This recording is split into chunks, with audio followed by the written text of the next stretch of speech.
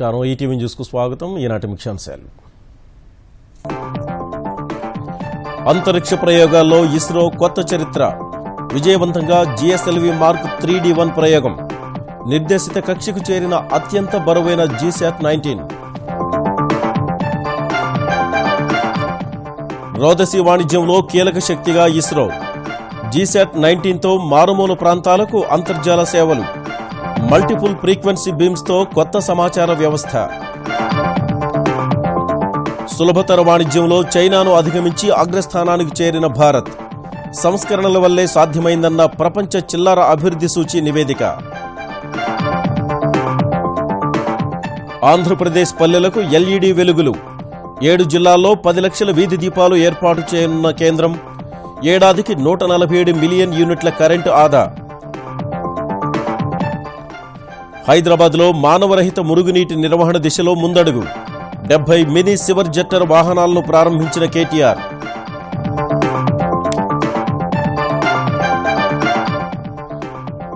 ఏపీలో ఏసీబీకి చిక్కిన మరో ఉన్నతాధికారి.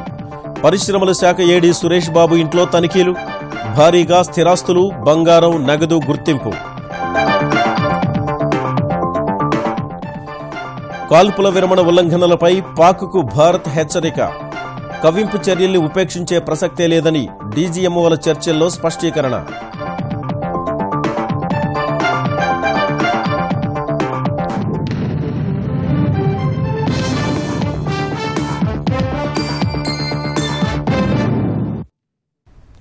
భారత్ తిరుగులేని అంతరిక్ష శక్తిగా అవతరించింది. దేశీయంగా తయారైన అత్యంత బరువైన రాకెట్ను, ఉపగ్రహాన్ని దిగ్విజయంగా ప్రయోగించి రోదసీ పరిశోధన రంగంలో సరికొత్త శిఖరాలను చేరింది. శ్రీహరికోట నుంచి నిప్పులు కక్కుతూ దూసుకెళ్లిన Baahubali rocket GSLV mark 3D1 ఏకంగా 3 టన్నులకు పైగా బరువున్న అధునాతన సమాచార ఉపగ్రహం జీశాట్ 19ను నిర్దేశిత కక్షలోకి చేర్చింది. 1 0 +1 +200 ignited. Lift off normal. Just heard the announcement. వరుస విజయాలతో భారతీయ మేధోశక్తిని గ్రహాంతరాలకు చాటి చెబుతున్న ఇస్రో మరో అసాధారణ ప్రయోగాన్ని దిగ్విజయంగా పూర్తి చేసింది. సొంత గడ్డపై నుంచి తొలిసారి అత్యంత బరువైన ఉపగ్రహాన్ని అత్యంత బరువైన రాకెట్ ద్వారా విజయవంతంగా ప్రయోగించింది. శ్రీహరికోటలోని సతీష్ ధావన్ అంతరిక్ష పరిశోధనా కేంద్రం నుంచి 3136 కిలోల బరువుండే సమాచార ఉపగ్రహం జీశాట్ 19ను మోసుకుంటూ జిఎస్ఎల్వి మార్క్ 3D1 వాహన నౌక నింగిలోకి దూసుకెళ్లింది. 25:30 గంటల కౌంట్ డౌన్ తర్వాత సాయంత్రం 5:28 బయలుదేరిన ఈ బాహుబలి రాకెట్ నిర్దేశిత ప్రమాణాలకు అనుగుణంగా ప్రయాణించి జీశాట్ 19ను భూ అనువర్తిత బదిలీ కక్షలోకి ప్రవేశపెట్టింది.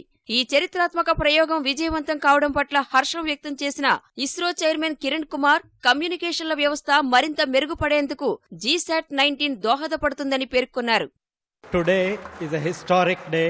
ISRO has demonstrated that GSLV Mark 3D1 and GSAT 19 mission, we have been able to successfully put the satellite into the orbit, and I take this opportunity to congratulate the entire team which has relentlessly worked over many decades, and for this program from 2002, a great success in the maiden attempt. GSLV mark 3 ప్రయోగం విజయవంతం కావడం పట్ల సంతోషం వ్యక్తం చేసిన రాష్ట్రపతి ప్రణబ్ ముఖర్జీ, ప్రధాని నరేంద్ర మోదీ ఇస్రోకు అభినందనలు తెలిపారు. మునుపెన్నడూ లేని విధంగా అత్యంత బరువైన ఉపగ్రహ ప్రయోగాన్ని నింగిలోకి విజయవంతంగా పంపిన ఇస్రో ఘనతను చూసి దేశం గర్విస్తోందని రాష్ట్రపతి పేర్కొన్నారు. భారత్ను తదుపరి తరం ఉపగ్రహ ప్రయోగాలకు తాజా విజయం దగ్గర చేసిందని ప్రధాని కొనియాడారు. తెలుగు రాష్ట్రాల ముఖ్యమంత్రులు చంద్రబాబు, కేసీఆర్ కూడా ఇస్రో శాస్త్రవేత్తలకు అభినందనలు తెలిపారు. జీశాట్ 19 ప్రయోగాన్ని విజయవంతం చేయడం ద్వారా దేశంలోని మారుమూల ప్రాంతాలకు ఇంటర్నెట్ సేవల్ని అందించేందుకు ఇస్రో మార్గం సుగమం చేసింది. కేబుల్ వెళ్లని ప్రాంతాలకు అంతరిక్ష ఆధార వేదిక ద్వారా అంతర్జాల సదుపాయం కల్పించనుంది. పెద్ద ఎత్తున విదేశీ ఉపగ్రహాలను సొంత గడ్డపై నుంచి ప్రయోగించడం ద్వారా ఖజానాకు కాసుల వర్షం కురిపించేందుకు సమాయత్తమైంది.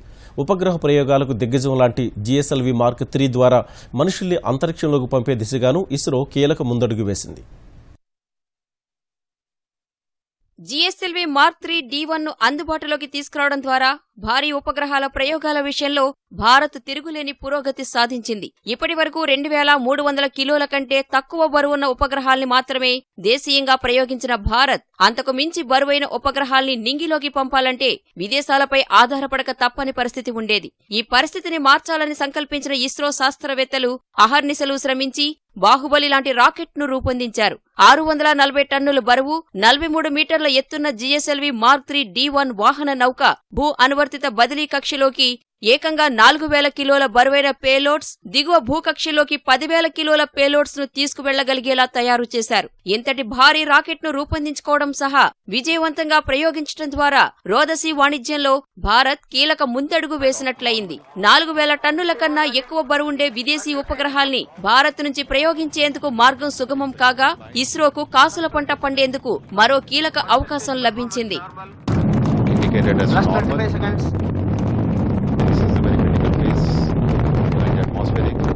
GSLV mark 3 D1 rocket మోసుకెళ్లిన GSAT-19 ఉపగ్రహం అనేక ప్రత్యేకతలు సొంతం చేసుకుంది.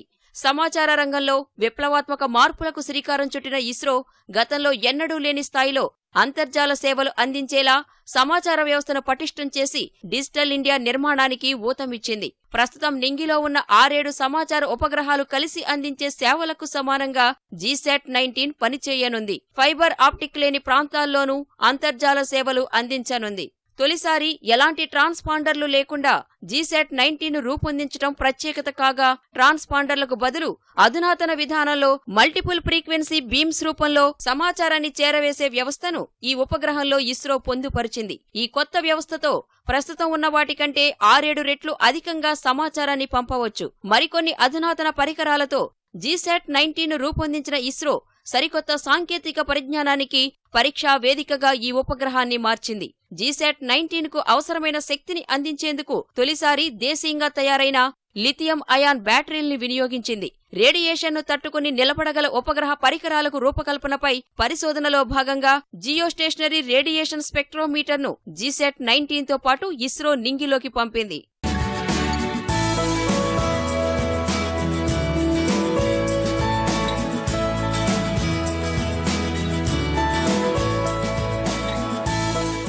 జిఎస్ఎల్వి మార్క్ 3 D1 ప్రయోగం విజయవంతం కావడం రోదసి పరిశోధనలో భారత్ మరిన్ని ఉన్నత శిఖరాల్ని అధిరోహించేందుకు బాటలు వేసింది. అంతరిక్షంలోకి మనుషుల్ని పంపేందుకు భారత్ ఈ రాకెట్ నే ఉపయోగించనుంది. ఇందుకు అవసరమైన పరీక్షలను జరుపుతున్న ఇస్రో ఇప్పటికే చాలా వరకు సఫలమైంది. వేగంగా విస్తరిస్తున్న ఆర్థిక వ్యవస్థ, విదేశీ ప్రత్యక్ష పెట్టుబడులకు నిబంధనలు మరింత సులభతరం చేసిన సమయంలో భారత్ కీలక మైలురాయిని అధిగమించింది. సులభతర వాణిజ్యంలో ప్రపంచంలోని 30 అభివృద్ధి చెందుతున్న దేశాల్లో చైనాను అధిగమించి అగ్రస్థానానికి చేరుకుంది. 2017 ప్రపంచ చిల్లర అభివృద్ధి సూచి GRDI విడుదల చేసిన తాజా నివేదికలో భారత్కు అగ్రస్థానం దక్కింది. చిల్లర వ్యాపారంలో 20% వృద్ధి, పెరిగిన పట్టణీకరణ, భారీ జీతాలు అందుకుంటున్న మధ్యతరగతి వర్గం పెరుగుదలే భారత్ ప్రథమ స్థానానికి చేరేందుకు దోహదం చేసిందని GRDI తెలిపింది.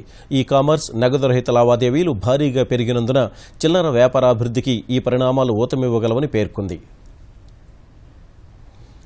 జూలై 1 నుంచి అమల్లోకి రానున్న వస్తు సేవల పన్ను విధానం దేశ ఆర్థిక వ్యవస్థను కీలక మలుపు తిప్పుతుందని ప్రధాని నరేంద్ర మోదీ విశ్వాసం వ్యక్తం చేశారు. ఒకే దేశం, ఒకే విపణి, ఒకే పన్ను విధానంతో సామాన్యులకు ఎంతో లబ్ధి జరుగుతుందని అభిప్రాయపడ్డారు. దేశంలో అతిపెద్ద పన్నుల సంస్కరణగా చెబుతున్న వస్తు సేవల పన్ను విధానాన్ని జూలై నుంచి అమలు చేసేందుకు చేపడుతున్న చర్యలపై సమీక్షించిన సందర్భంగా ప్రధాని ఈ మేరకు వ్యాఖ్యానించారు. కేంద్ర ఆర్థిక మంత్రి అరుణ్ జైట్లీ, రెవెన్యూ శాఖ కార్యదర్శి హస్ముఖ్ అధియా సహా ఎక్సైజ్, కస్టమ్స్ కేంద్ర బోర్డుకు చెందిన సీనియర్ అధికారులతో ఢిల్లీలో సమావేశమైన మోదీ జీఎస్టీ సన్నద్దతపై సూచనలు చేశారు.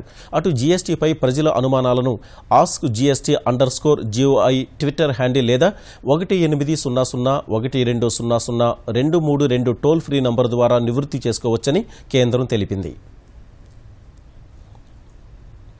సంప్రదాయేతర విద్యుత్ ఉత్పత్తి సహా విద్యుత్ పొదుపునకు అత్యంత ప్రాధాన్యాన్ని ఇస్తున్న కేంద్రం ఈ దిశలో గ్రామీణ ప్రాంతాల్లో LED వీధి దీపాలు అమర్చేందుకు సిద్దమైంది. ఈ ప్రాజెక్టును మొట్టమొదట ఆంధ్రప్రదేశ్లో చేపట్టాలని నిర్ణయించింది. ఈ మేరకు ఆంధ్రప్రదేశ్లోని గుంటూరు, ప్రకాశం, నెల్లూరు, కర్నూలు, కడప, అనంతపురం, చిత్తూరు జిల్లాల్లో LED వీధి దీపాల ప్రాజెక్టును అమలు చేస్తున్నట్టు తెలిపింది.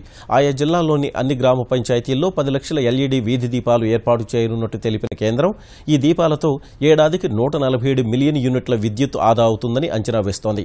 దేశవ్యాప్తంగా 1.34 కోట్ల వీధి దీపాలకు ఎల్ఈడీ బల్బులు అమర్చాలని కేంద్రం లక్ష్యంగా నిర్దేశించుకుంది.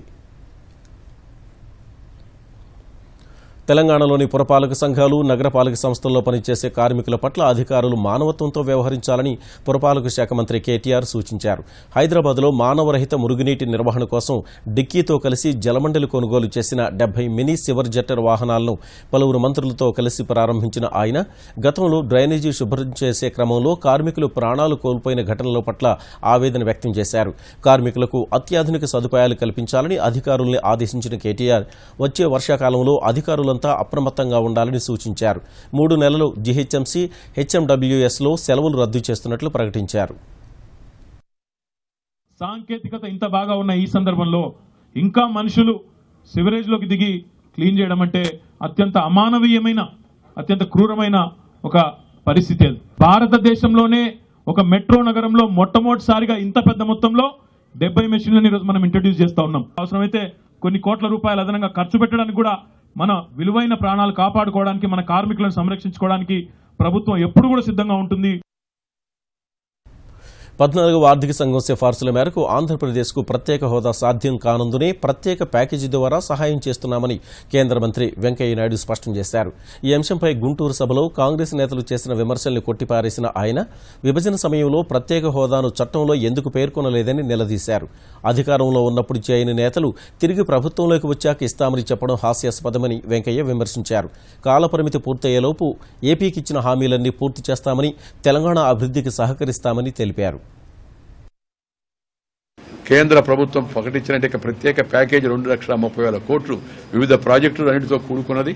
అది కాలక్రమేణ వరుసగా దాన్ని అమలు చేస్తూ ఉన్నాం, ఒకదాని తర్వాత ఒకటి. ఆంధ్రప్రదేశ్ ఈ యొక్క సహాయంతో అగ్రగామిగా రూపొందుతుందని నాకు విశ్వాసం కూడా ఉంది. 14వ ఆర్థిక సంఘం సిఫార్సుల తర్వాత ఏ రాష్ట్రానికి ప్రత్యేకంగా అదనంగా నిధులిచ్చే అవకాశం లేదని మొన్న కూడా నీతి ఆయోగ్ యొక్క వైస్ చైర్మన్ స్పష్టంగా చెప్పిన తర్వాత కూడా ఇంకా కొంతమంది తప్పుడు ప్రచారం చేయడం దురదృష్టకరం. కాంగ్రెస్ వాళ్ళు ఒక్క ప్రశ్నకు సమాధానం చెప్పి విమర్శ చేయాలి. రాహుల్ గాంధీ గారు ఎందుకు ఆ రోజు నోరెత్తలేదు, సోనియా గాంధీ గారు ఎందుకు నోరెత్తలేదు, స్పష్టంగా సమాధానం చెప్పమనండి.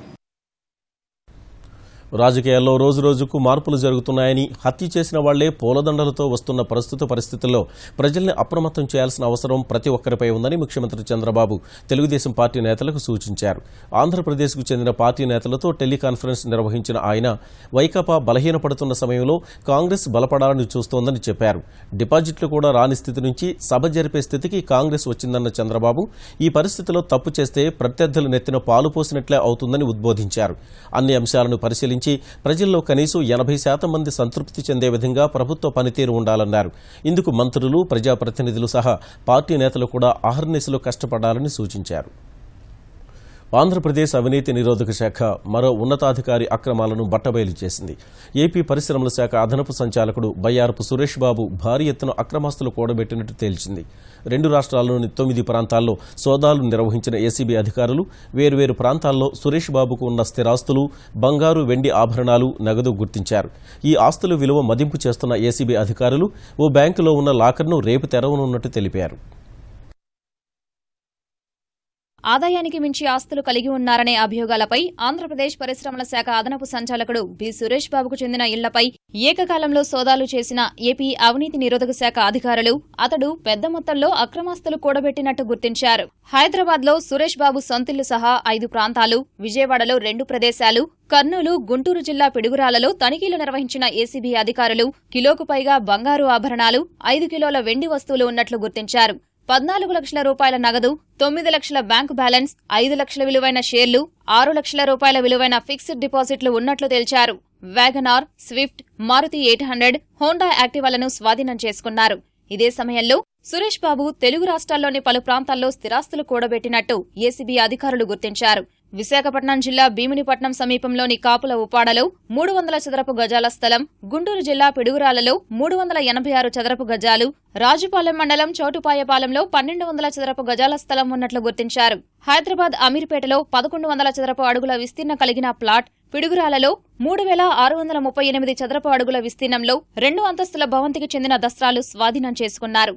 సురేష్ బాబు బావమరిది ఎర్రంశెట్టి రమేష్ పేరుతో గుంటూరు బ్రాడీపేటలో 1035 చదరపు అడుగుల విస్తీర్ణం కలిగిన ప్లాట్ ఉన్నట్టు తేల్చారు. సురేష్ బాబు సోదరుడు మధుసూదన్ రావు పేరున పిడుగురాలలో 244 చదరపు గజాల స్థలం, తండ్రి రామకృష్ణయ్య పేరున 200 చదరపు గజాల స్థలం, కొడుకు మధుకృష్ణ కమల్ తేజ్ పేరున కర్నూలు జిల్లా పేపిలి మండలంలో 10 ఎకరాల పొలం ఉన్నట్టు గుర్తించారు.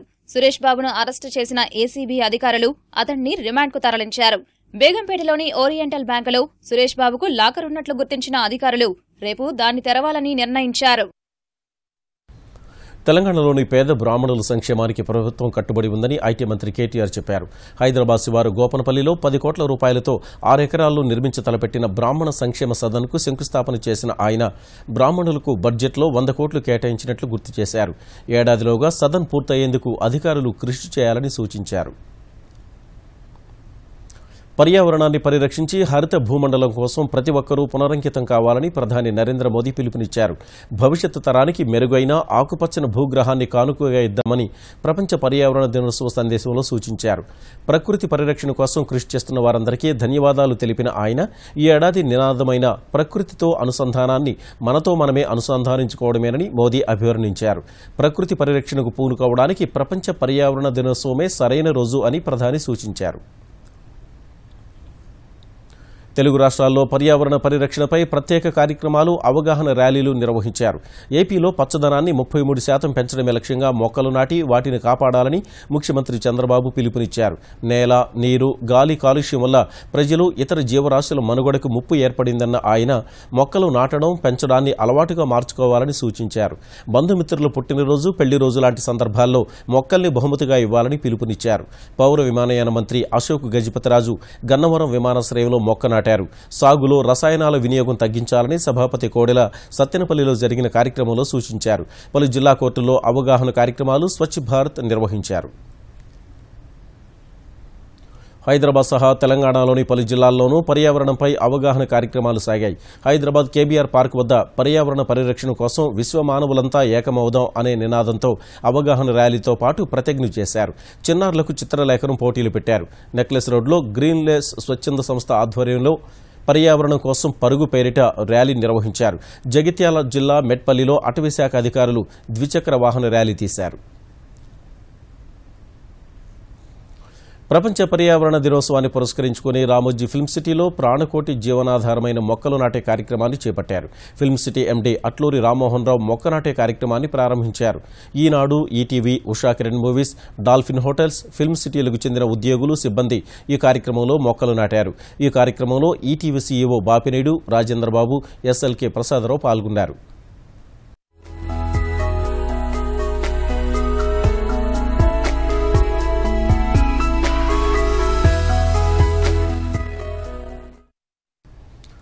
మధ్యప్రదేశ్ ఇండోర్లో పర్యావరణ సదస్సులో అపశృతి చోటు చేసుకుంది. ఈ కార్యక్రమానికి లోక్సభ స్పీకర్ సుమిత్రా మహాజన్, కేంద్ర మంత్రి వెంకయ్యనాయుడు, మధ్యప్రదేశ్ ముఖ్యమంత్రి శివరాజ్ చౌహాన్ హాజరు కాగా భారీ వర్షం వల్ల సభా వేదిక పైకప్పు ఒక్కసారిగా కూలిపోయింది. ఈ ఘటనలో సుమిత్రా మహాజన్, వెంకయ్య, శివరాజ్ సింగ్, ఇతర నాయకులు, అధికారులు సురక్షితంగా బయటపడగా కింద కూర్చున్న వారిలో 20 మందికి స్వల్ప గాయాలయ్యాయి. వారిని సమీప ఆసుపత్రికి తరలించి చికిత్స అందిస్తున్నారు. బ్యాంకు లావాదేవీలపై ప్రజల్లో విస్తృతంగా అవగాహన కల్పించాలని రిజర్వ్ బ్యాంక్ ప్రాంతీయ సంచాలకులు ఆర్ సుబ్రహ్మణ్యన్ బ్యాంకులకు సూచించారు.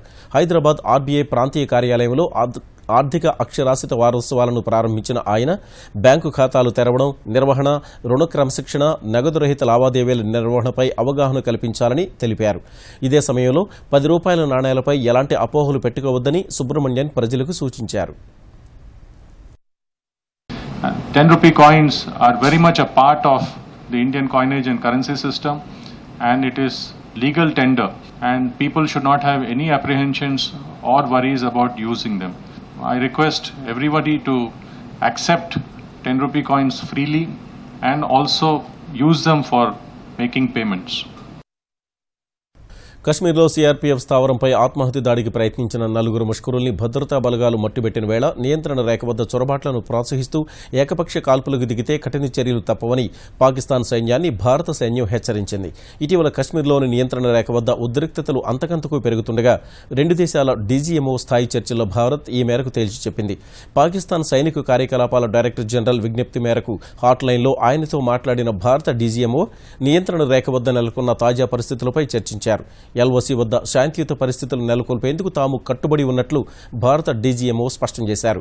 పాక్ సైన్యం ఇటీవల పదే రెచ్చగొట్టే చర్యలకు పాల్పడడాన్ని ప్రస్తావించిన ఆయన హద్దుమీరి ప్రవర్తిస్తే కఠిన చర్యలు తప్పవని తేల్చి చెప్పారు.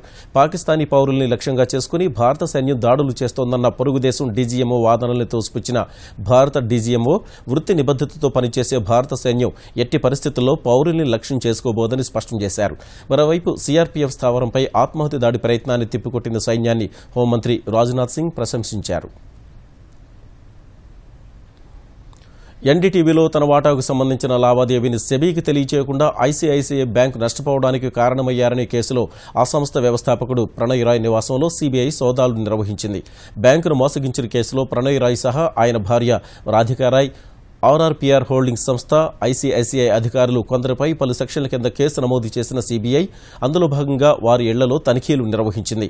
ఎన్డీటీవీలో 20% వాటాను కొనుగోలు చేసేందుకు ఇండియా బుల్స్లో 500 కోట్ల రూపాయలు రుణం తీసుకున్న ఆర్ఆర్పీఆర్ హోల్డింగ్స్ సంస్థ ఆ మొత్తాన్ని తిరిగి చెల్లించే క్రమంలో ఐసీఐసీఐ వద్ద 19% వడ్డీపై 375 కోట్ల రుణం తీసుకున్నట్లు సీబీఐ తెలిపింది. ఈ వ్యవహారంలో ఎన్డీటీవీ వాటాదారులు తమ వాటాలను ఐసీఐసీఐకి కుదువు పెట్టారని పేర్కొంది. ఈ విషయాన్ని ఎన్డీటీవీ వాటాదారులు సెబీ స్టాక్ మార్కెట్లకు తెలియచేయలేదని సీబీఐ తెలిపింది. ఈ వ్యవహారంలో కంపెనీల నిబంధనల ఉల్లంఘన కూడా జరిగిందని వివరించిన సీబీఐ ఐసీఐసీఐ బ్యాంకుకు 48 కోట్ల మేర నష్టం వాటిల్లిందని, ఆర్ఆర్పీఆర్కు ఆ మేరకు లాభం చేకూరిందని కేసు నమోదు చేసిన సీబీఐ ఇవాళ తనిఖీలు జరిపింది. సీబీఐ సోదాలను ఖండించిన ఎన్డీటీవీ ప్రతినిధులు ఇది వాక్ స్వాతంత్ర్యాన్ని, పత్రికా స్వేచ్ఛను హరించడమేనని ఆరోపించారు. ప్రభుత్వానికి వ్యతిరేకంగా మాట్లాడితే తప్పుడు ఆరోపణలు చేస్తూ దర్యాప్తు సంస్థ వేధిస్తోందని విమర్శించారు. ప్రణయ్ రాయ్ నివాసంలో సీబీఐ సోదాలను కాంగ్రెస్ నేతలు కూడా తప్పుపట్టారు. అటు ప్రణయ్ రాయ్ వ్యవహారంలో రాజకీయ జోక్యం ఎంతమాత్రం లేదని కేంద్ర సమాచార ప్రసార శాఖ మంత్రి వెంకయ్యనాయుడు తెలిపారు. దేశంలో ప్రసార మాధ్యమాలకు చాలా స్వేచ్ఛ ఉందన్న ఆయన దర్యాప్తు సంస్థలు స్వతంత్రంగా వ్యవహరిస్తున్నాయని స్పష్టం చేశారు. ఉత్తరప్రదేశ్లోని 24 నంబర్ జాతీయ రహదారిపై బస్సు లారీ ఢీకొన్న ఘటనలో 24 మంది దుర్మరణం పాలయ్యారు. మరో 14 మంది గాయపడ్డారు. ఉత్తరప్రదేశ్ రహదారి రవాణా సంస్థకు చెందిన బస్సు ఢిల్లీ నుంచి గోండా వెళ్తుండగా బాదా బైపాస్పై లారీని ఢీకొనగా ఈ దుర్ఘటన చోటు చేసుకుంది. ఈ తెల్లవారుజామున జరిగిన ఈ ప్రమాదంలో బస్సులో ఒక్కసారి మంటలు ఎగసిపడగా 24 మంది అక్కడికక్కడే ప్రాణాలు కోల్పోయారు.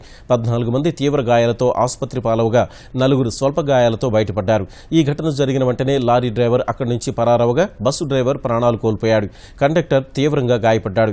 ఈ దుర్ఘటనపై తీవ్ర దిగ్భ్రాంతి వ్యక్తం చేసిన ప్రధాని నరేంద్ర మోదీ మృతుల కుటుంబాలకు 2 లక్షలు, క్షతగాత్రులకు 50,000 రూపాయల చొప్పున అందిస్తామని తెలిపారు.